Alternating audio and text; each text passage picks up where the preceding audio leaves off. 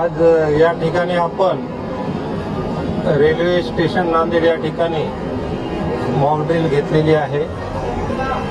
नांदेड शहर हे एक पर्यटन ठिकाण आहे। या ठिकाणी संपूर्ण देश विदेशातील पर्यटक या ठिकाणी येत असतात।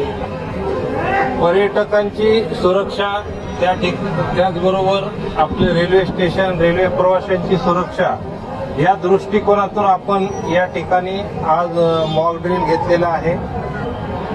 जर समजा ज्याप्रमाणे पहलगाम येथे अतिरेकी हल्ला झाला, तसा हल्ला झाल्याच्या नंतर प्रवाशांची सुरक्षा कशा प्रकारे करावी या दृष्टिकोनातून आजचं हे मॉक ड्रिल आपण घेतलेलं आहे।